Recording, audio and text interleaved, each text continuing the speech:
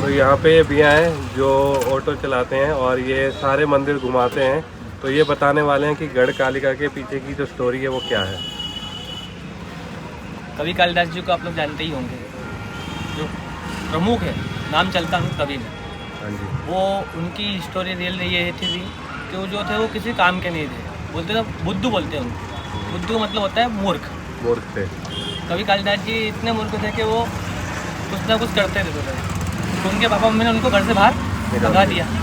जैसे भगाया तो वो निराश होकर के एक गांव में गए। गांव में जाकर के जहाँ पर वो ऐसी जगह पर गए जिस पेड़ पे बैठे थे उसी पेड़ की डाली को वो काट रहे थे। इतने मूर्ख थे। उनको यही नहीं पता था कि जिस पेड़ पे बैठा हूँ मैं, ये पेड़ की डाली काटूंगा तो मैं खुद गिर जाऊँगा। अब उसी बीच में वहाँ पर एक राजा था, तो उसने उनके सेनापति से कहा कि मेरी लड़की के लिए अच्छा सा वर ढूंढ के लाओ, बुद्धिमानी। अब उस सेनापति को कोई भी व्यक्ति नहीं मिला, तो उन्हें कौन देखा? कालिदास जी। कहाँ पर बैठे थे ये? उसी पेड़ पे बैठे थे जिस पेड़ की वो डाली काट रहे थे। अब वो सेनापति कहते हैं, बोले इससे बड़ा मूर्ख तो कोई है नहीं, क्या करें, इसको लेकर जाना पड़ेगा अपने को। तो उन्होंने उनसे कहा कि आप चलिए, आपको रानी से शादी करूँगा मैं, राजा की लड़की से, तो आपको चलना पड़ेगा, जो मैं बोलूँ आपको करना पड़ेगा। ठीक है। उन्होंने कहा कि मैं बोलूँ हाँ नाम उत्तर देना, बाकी सब मैं संभाल लूँगा। ठीक है। अब सेनापति उनको राजा के पास में लेके गए। जैसे ही लेके गए तो राजा ने कहा, बोले बोलिए। बोले सेनापति उनसे बोलते हैं राजा कि साहब ये कुछ नहीं बोलेंगे, बस ये हाँ जो भी आपको आंसर देंगे क्वेश्चन का तो बस हाँ वो नाम में देंगे। ठीक है। तो जो भी राजा उनसे क्वेश्चन करता था कभी कालिदास जी से, तो कालिदास जी हाँ ना करते थे। उसका सारा बड़ा चढ़ा करके उनके सेनापति बोल करके समझाते थे। तो राजा को लगा कि बहुत ही बुद्धिमानी है। तो उन्होंने उनकी लड़की की शादी उनसे करवा दी। अब जब जो रानी थी, रानी का नाम था बुद्धि। तो रानी को मालूम पड़ा कि ये तो बहुत मूर्ख है। तो उन्होंने क्या करा, उस कवि कालिदास जी को धक्का दिया। जैसे धक्का दिया तो जो उनकी कालिदास जी की जीभ थी, वो जीभ से रक्त भी जो था वो माता रानी कभी जो काली मैया है, काली मैया के चरणों में जाके गिर गया।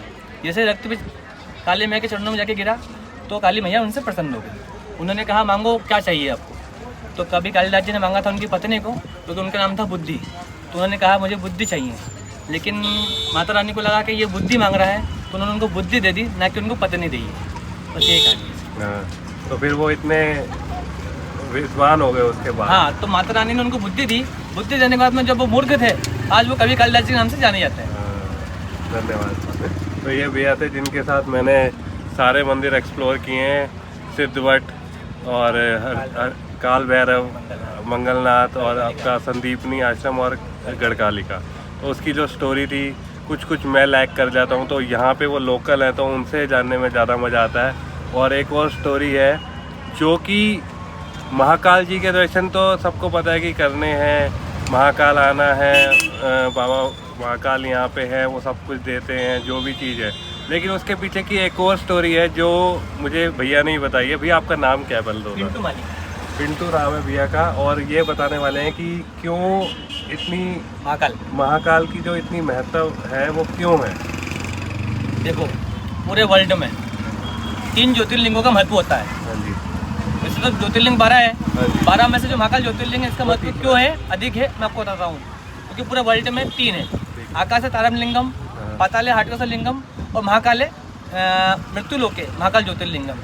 तो जैसे आकाश में तारमलिंगम है तो हम लोग तो उनका दर्शन नहीं कर पाएंगे, पाताल जाकर के भी हाटकसलिंगम के दर्शन नहीं कर पाएंगे, लेकिन मृत्युलोक पर हम 12 ज्योतिर्लिंग महाकाल ज्योतिर्लिंग का दर्शन कर सकते हैं। इसलिए यहाँ पर क्या है, जो तीनों लिंगों में से जो मृत्युलोक पर महाकाल ज्योतिर्लिंग है इनका बहुत अधिक महत्व है, इसलिए यात्री यहाँ पर ज़्यादा से ज़्यादा आते हैं।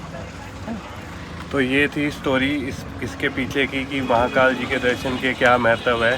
वैसे तो हर किसी को उन्होंने अलग अलग रूप में कुछ ना कुछ दिया ही है, इसलिए भी लोग आते हैं, लेकिन फिर भी जो एक रियल चीज़ है वो मैं आपको बताने की कोशिश कर रहा हूँ। तो ये थी मेरी जर्नी पूरे एक दिन की, जिसमें मैंने उज्जैन महाकाल जी के दर्शन किए और 4-5 और मंदिर के दर्शन किए।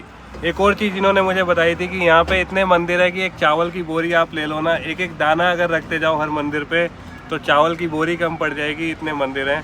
तो एक दिन में मैं उतने मंदिर तो नहीं घूम सकता हूँ, लेकिन फिर भी जितने भी मंदिर में घूम सकता था, मतलब जा सकता था, दर्शन कर सकता था, जितनी इन्फॉर्मेशन मैं ला सकता था मैंने डाली है। और सिर्फ एक दिन में, मतलब कि एक दिन का क्या है कि दिल्ली में लोग बिजी रहते हैं तो उनके पास टाइम कम है, तो एक दिन में आप कैसे दर्शन कर सकते हैं वो स्टोरी ये है कि मैं रात को 12:416 ट्रेन चलती है दिल्ली से इंदौर के लिए, जो रात को 10 बजे चलती है और वो सुबह आपको 8 बजे यहाँ पहुँचा देती है। मतलब रात में आप यहाँ आ गए, दिन भर में आपने मंदिर के दर्शन करे और मंदिर घूमे, और उसके बाद फिर शाम को 12:415 यहाँ से वापस जाती है इंदौर से दिल्ली के लिए। तो सिर्फ आपके पास एक दिन की छुट्टी भी अगर रहती है तो भी आप बाबा महाकाल के दर्शन कर सकते हैं। तो मेरा जो मेन मकसद था वो यही दिखाना था। तो मिलते हैं अगली वीडियो में। धन्यवाद।